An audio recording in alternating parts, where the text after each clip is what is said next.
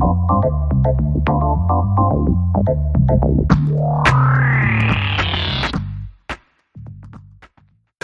only read the paper 2 days ago when I tried to make an abstract.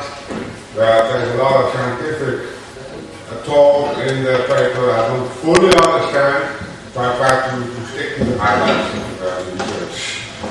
As you might remember, in May we posted a questionnaire on the website as a research how to find out what the motivation is of why people participate in online research.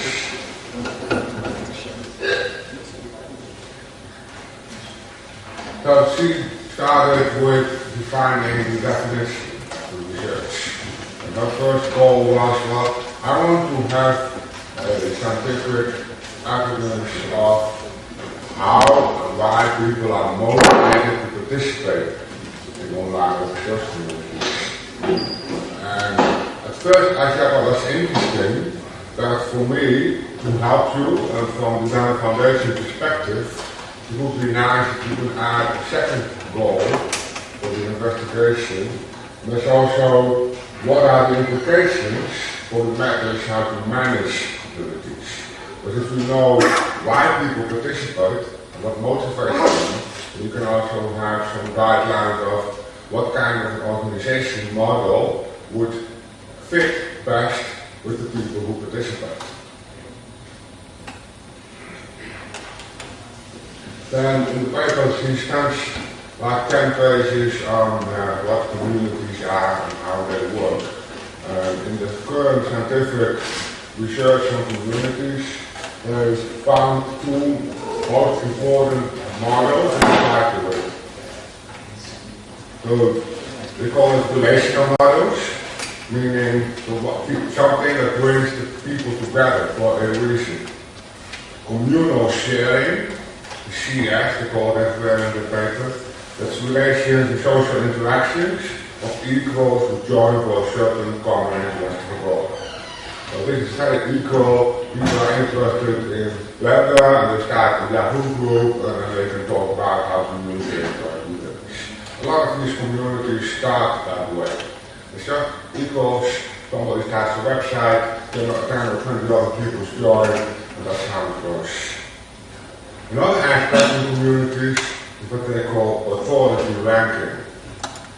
So that's not really an equal relationship, but in that kind of communities people have roles. So you have a moderator, or you have project members and project moderators.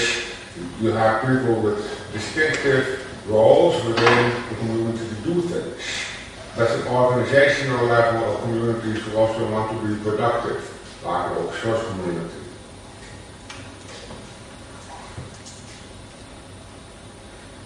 If you look at what motivates people, she defined 7 important aspects that could be looked at. So, for example, improving the software, or just for fun, because we really like to do this, or the reciprocity, meaning getting help and get help back. Reciprocity is really something that is works between individuals. You see a lot in the branch community where people start giving people help on specific aspects, and when you see a couple of people doing that, it invites other people to do it as well. So this is really a cycle of people giving help and getting help.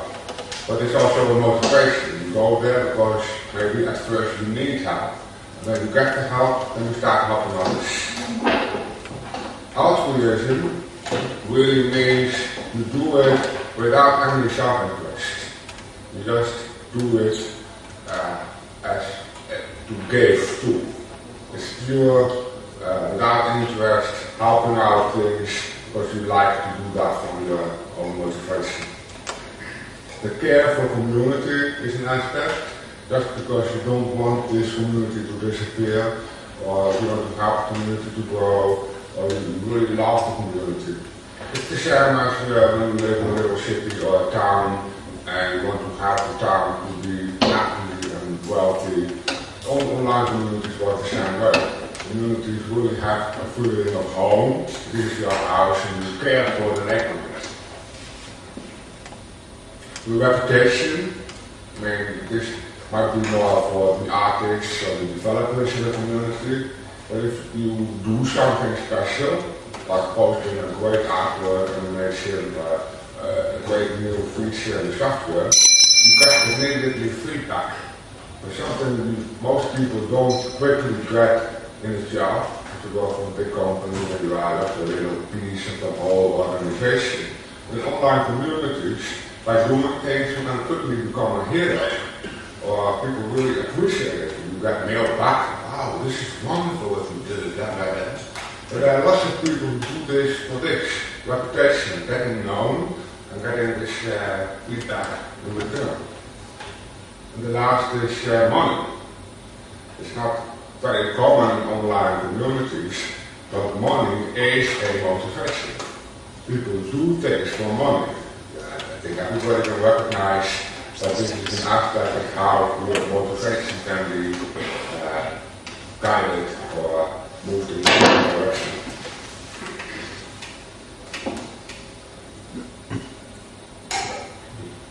Get back. So this is the introduction of the paper.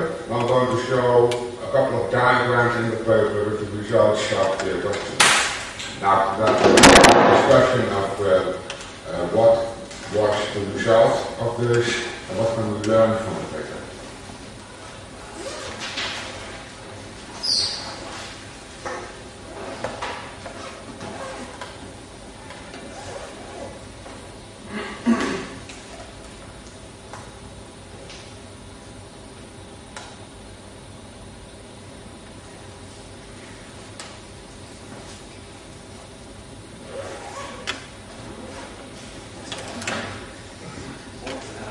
There's one big problem with this paper, and that's that she wrote it entirely in Dutch. The university is working on a translation, a summary, not a full paper, but a big article in English. The paper will be online for download as well, but I think only Dutch people will be able to read it. But I will provide you the translations. This is the first diagram. As you can see, I think more people remember the question, so you have like why do you do this, why do you do that. So this is a diagram that tries to describe what you do actually, like developing software, or making films, movies and games, or building websites, or writing documentation or tutorials.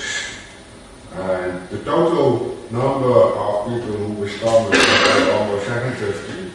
And these are the percentages of people who said no, never, no, a little bit, neutral, yes, sometimes, yes, a lot. So, for example, people who said no, I hardly ever do software development, such a response with half of people. Or 1% of the respondents said no, I hardly ever use the software to make movies or pictures or games. 1/3 of the people said yes, I make sometimes websites. I think this is not very surprising, so you see that a smaller amount of developers in the community, but there's a really high level of users, people who use the software. The amount of people who build websites is also pretty high.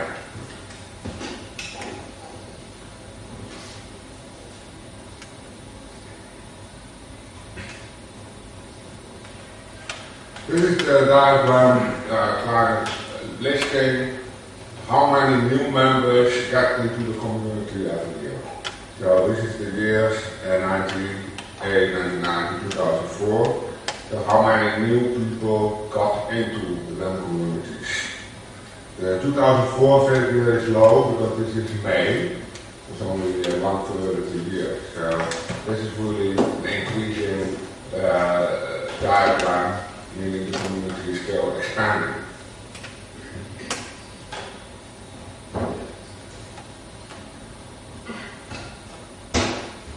The amount of hours people spend per day on that. I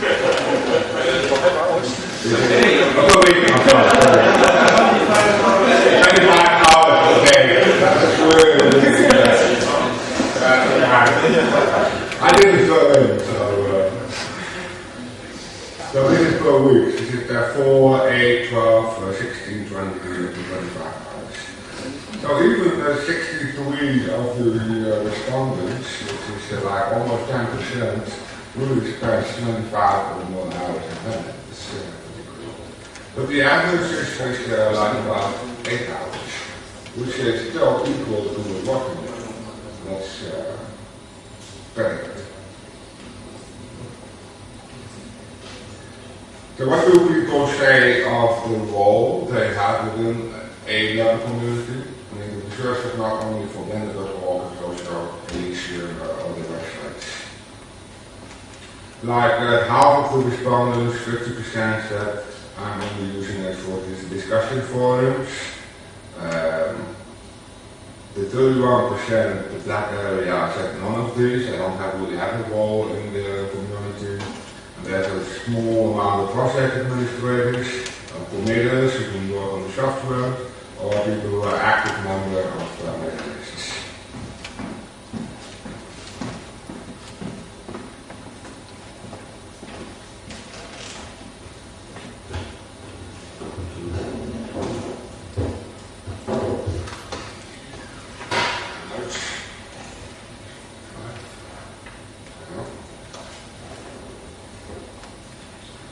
Then there's this aspect on the motivation, because of how do you perceive what you do within the community.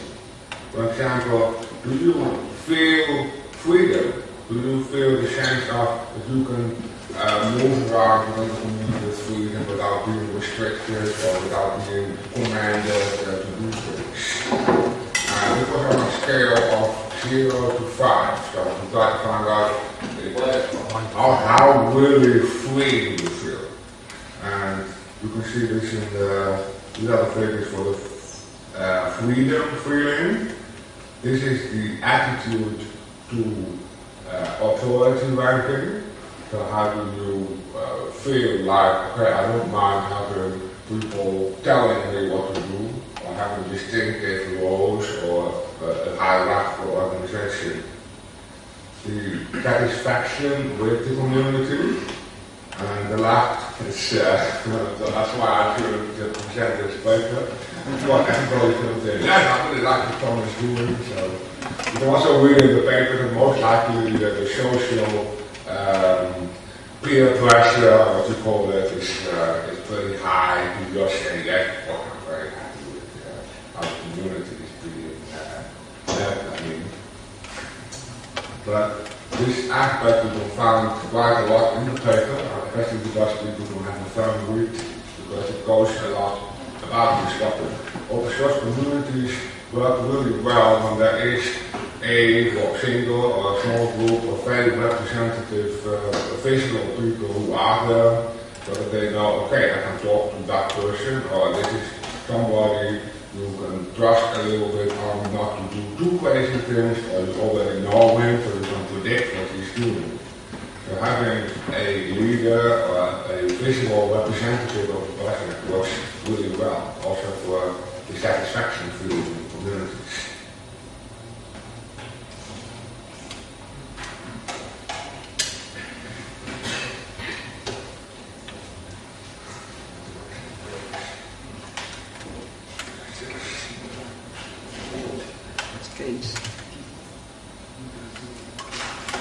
This is an idea I want to show where it's coming from.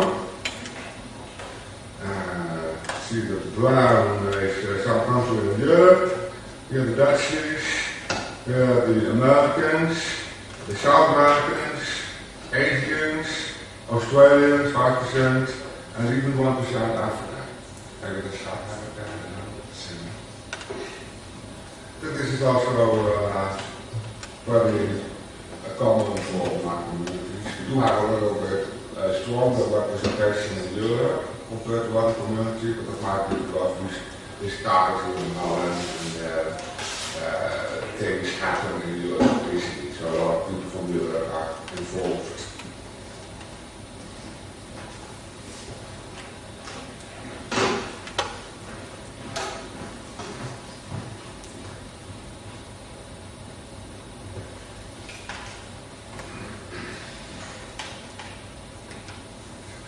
To understand again what this diagram was. Dat ik alleen wel know wat een klokkendag alpha is. Maar de statistic scientists here, because klokkendag alpha, I mean, luckily somebody from the university was invested, so she could explain to me what it was. This is some scientists that found out how you can actually prove scientifically the truth of having an outcome of a scientific statistic research. And you can ask people 10 questions, but you never know if what they fill in is actually true. They might just fill in lies, or they can fill in what they think is acceptable for them, but nobody will say negative things easily. So to find out what people really think, or if they are really satisfied or really unhappy with things, you have to construct questions in a certain way to hide information inside of it, and then you cross-link all the questions, and then you can filter out what it is actually. That's what they call a Cronbach alpha. If you look back to the questionnaire, I think you can really already see it, because she was asking the same things in different ways, in different contexts again. That's where the hidden information is, and it gets out. So, this, I think the figures here are on a scale of 0 to 10. The Cronbach alpha is the truth level of the test. Now, this is the level of how true the statement is, I think. So, 1 is it's fully true and 0 is nothing. So for example, a geldbeloning means money. How much is the motivation based on getting money, but it's relatively low. Or reputation is 0.7, it's relatively high. Careful community, altruism, reciprocity, the giving and getting back, enjoyment, or improving suffering. She already knows that the improvement in the software and money has a very low ranking within this community. But this is also found in other online or social communities. That improving software is not the biggest motivation for people to participate.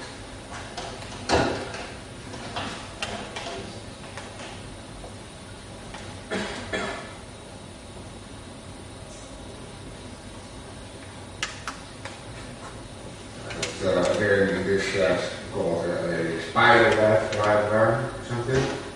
This is where you see outlined where the highest motivation factors are and where the lowest are. So this is the monitoring, enjoyment, altruism, careful community, reciprocity, propagation, or improving software.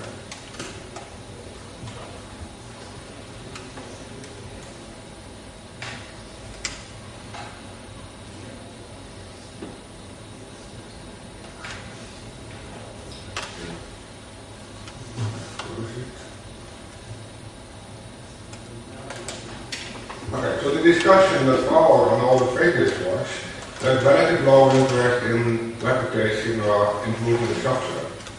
So reputation I think I made a typo with the monitoring. Reputation was not too low. But especially improving the software, she said that's normal, I knew that already. But I was a little bit surprised. I thought, oh, people really like to work on it. To help improve the software. But that's only a minority of the people who found that an important motivation to participate. The high involvement, the high motivation is enjoyment, just for fun, because it's a nice community and you can make fun. It's involvement with the community, helping out in the community, and the satisfaction with the leadership. For some reason, I can't say what. but it seems to help people getting into it. There was another one that also know general need for more strict vision or for more leadership, for more hierarchical organization, or for democracy. Especially this vision thing means, as he says, if you have a successful open source community, you try to schedule things in very short steps to make feasible visions. People know that, okay, if I step in today, then I can do something for a month and then I have a result. Instead of putting down a big plan that says we're going to make that a tree, it will be a radical new blah blah blah, and it will take us 4 years to complete it, and that will only scare away people. Even when you can want it, and you think it's a great idea to do, then you still have to structure it in very small little steps, and don't push that big vision, but communicate the small feasible steps, and make it interesting and realistic for people to participate in. But the general feeling was being in control. This is also something I was a little bit worried about. I mean, this is average, of course. There are people who think they are totally not in control, and there are people that think they are fully in control. But on average, it's relative okay. I do get occasional mail from people who say, well, the whole organization in Vanderbilt is completely invisible for me. And I don't know who to talk to, or if I want something to add in the software, or I want the software to go into a little bit different direction. How can I make that happen? How can I control what I want within the community?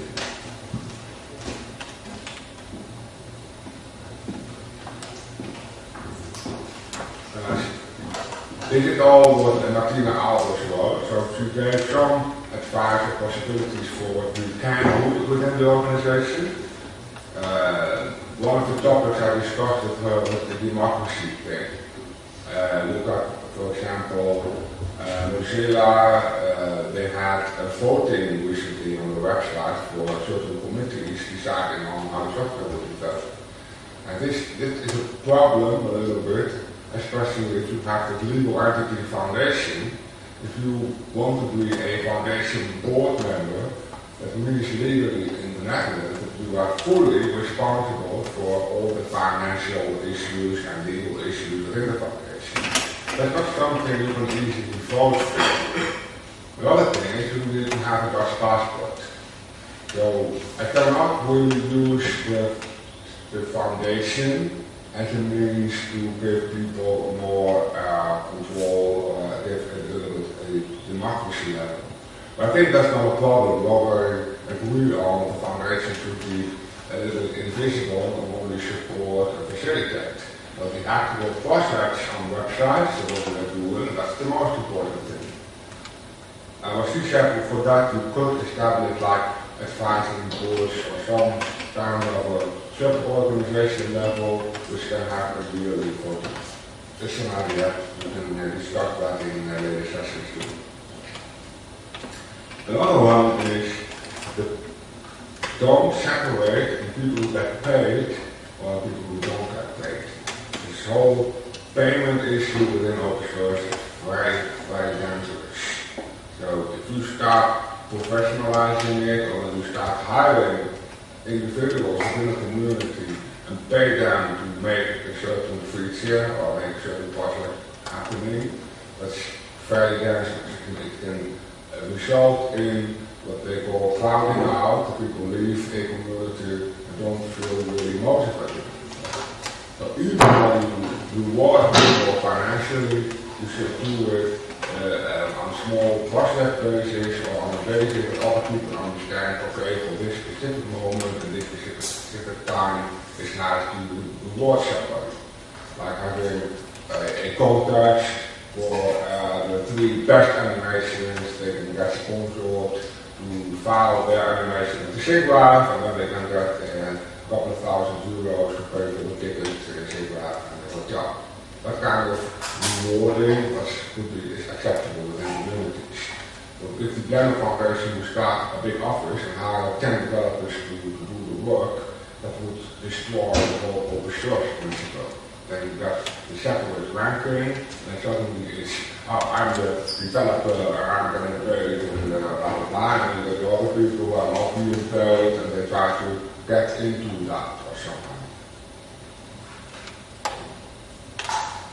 The two aspects of communities, the communal sharing versus authority ranking, advice was keep the sharing, the communal sharing with equals, keep that as a central aspect within the community.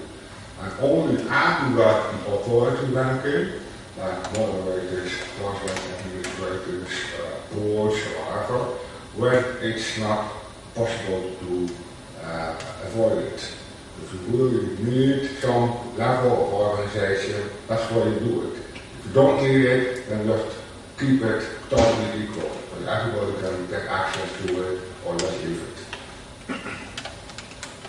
As already said, there's no general need out of this question for more vision and more leadership.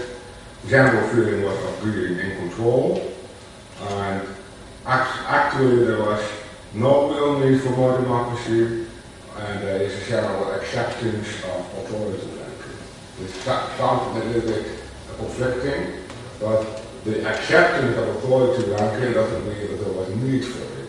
But it was my question, like how can we structure the organization better? Would it help if we establish a couple of boards, or if you delegate more of the responsibilities to certain people, so that I don't have to do anything anymore? Is that acceptable? That's okay. It's not a problem to restore that. This is still something I should talk about more about, but I don't fully grasp it yet. But the crowding out theory in open source science seems to be a very important term. So the rewarding people financially is dangerous. So keep money, spend money in different ways. Don't start paying people for development. And he wrote a piece about the difference between explicit knowledge and tacit knowledge. This is still also a little bit of a new theory for me, but it seems to be that the explicit knowledge within a community is something you can write out. So it's having documentation on how to do things. But the most important knowledge within a community is really the actual competence. So people are able to do things. And that's important to have. And you cannot reward that with money. If companies do have the same problem, we do have jobs here, and all companies that are a little bit bigger, they have human resources departments and everything, and they try to make you working harder or better or become more happy and do your work better. And it seems to be that the money aspect in that is always dangerous in the motivation. So the actual competence of somebody is competent and likes to contribute, you have to reward in different ways. So if we have the most talented artists and developers in this community, and the Lemon Foundation gets some money and we give it to them, would most likely result in them leaving the community. That's what the general research on the topic says. Another aspect from open source theorists say, so what people do in an open source community is the goal and not the means to get something else. So everything somebody does and contributes in the community is for that person the goal itself and not getting money for it or getting other derived results of their actions.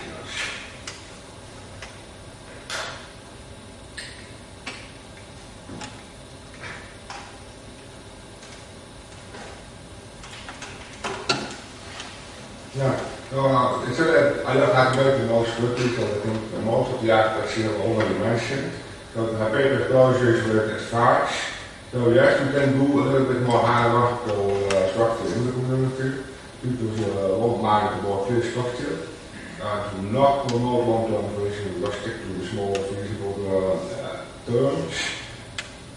Organize much better and excellent communication, bottom up and top down, so that everybody knows okay, what is actually being decided, is the top down discuss decisions, and the opposite, from the bottom to up, that people know on all the levels you have in the open source project, that they actually know what is being communicated, what is being discussed, what are the hot topics.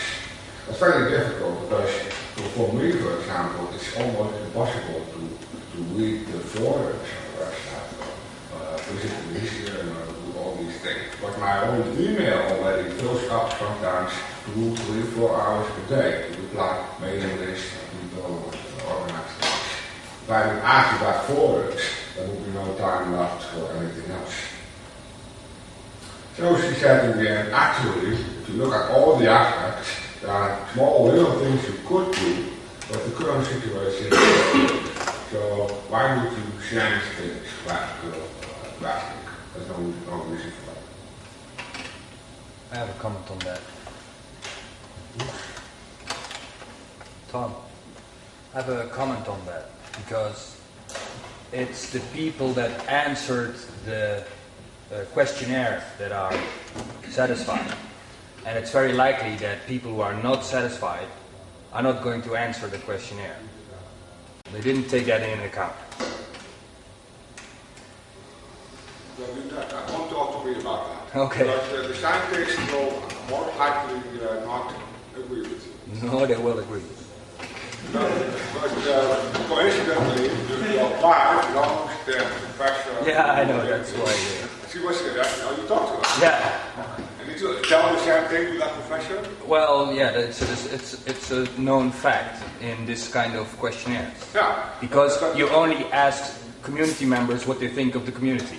So if they are a community member, so if they have fled away, then they're no longer a community member, so they won't comment on the community. Who left the community, they fill in the questionnaire. But Yeah. what I think, and I hope, is that if you do such questionnaires, you try to build this factor in it.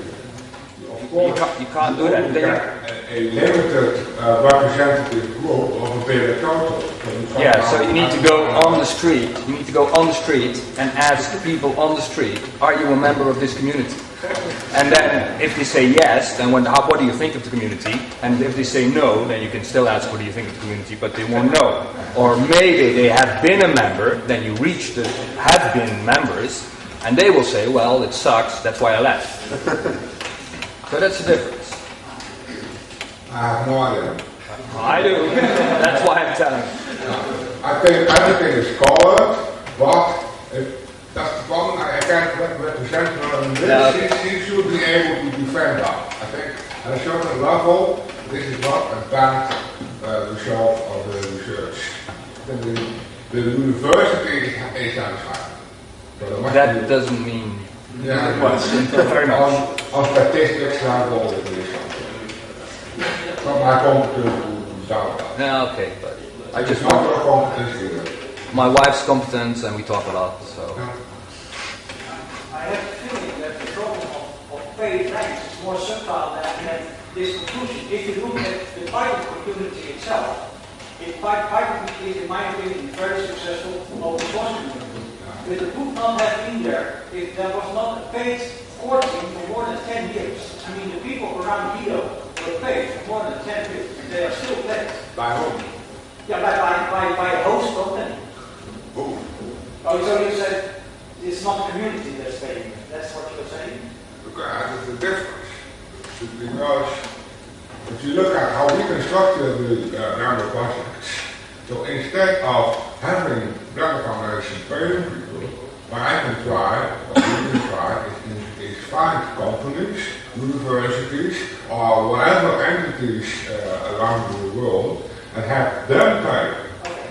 That's not a problem. It's not the paying in itself. It's the fact that if you get a central organization like the Blender Foundation paying people, that's the danger.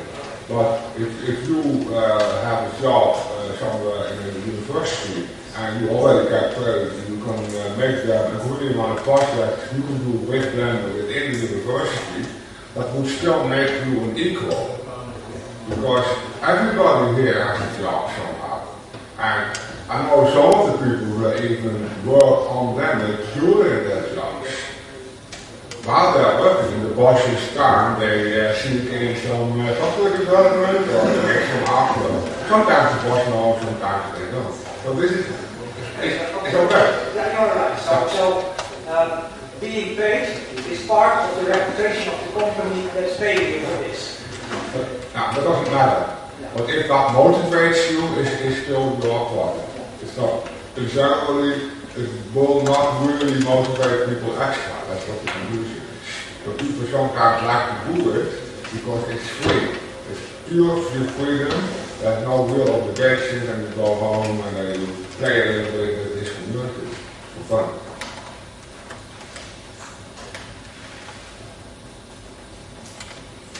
More questions? Which I could try to answer.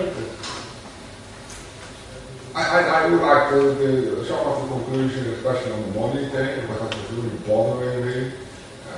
I did have a lot of experiments with companies in the past, with the computer results, and the foundation is new for me. This is again something I never did before. I've been in a short project to deal. How can you organize things? How do you make things working better? How do you keep talented people inside of the community that they can really be productive and help out improving software and making better websites, etc. And so one of the things I thought was, well, if this subsidy stuff is running a little bit, it gives the foundation also a means to reward people. And I do believe that the conclusion of this report is correct. So I should limit that to the actual minimum. Don't start paying people in the community things. That will not work. You have to do that different. Better buy another server so that people can have more uploads, or make sure that all the services, which benefits everyone, is perfect, and don't start paying artists and developers. I would like to make a remark. It's what you said. I remember I saw the question on the website, and when I started with the question, I found I had the feeling I wouldn't fit in, so I didn't. So just as a remark, because it's a little bit in the what he said. I don't. I can't judge this question because I don't know things about doing this thing, but just a remark. On the other hand, this is how to manage the community. I think this is a different topic about getting new members or whether we're turning people away. I think the information coming out of this is mainly useful about how to manage what we have right now. So in that regard, it probably doesn't matter so much that outsiders aren't so involved. So this afternoon there will be an open source discussion, general open source topics. Tomorrow there was a session on the Danish Foundation free time around. So this will come back. So I don't have a finished plan about how we should continue. So it's important to feed this information. But also all the people who left the community have really not satisfied with something. I want to know why. What is it we can learn from that? Of course. But the people who are inside is already a big group, and it's important to listen to them as well. If people want to live, it's okay. It's positive too. It's not my aim to make everybody happy. It's not Microsoft upgrade to working, which so common that 99 out of 100 people like it. You can have like 10 or 20% of people really like it. That might be a much more positive than participating. There might be no options, of course, you can live, you can move around to other communities. Then people can remember one of the questions was, would you go to another community if? And you can read in the paper the discussion about why she was asking that. This is one of the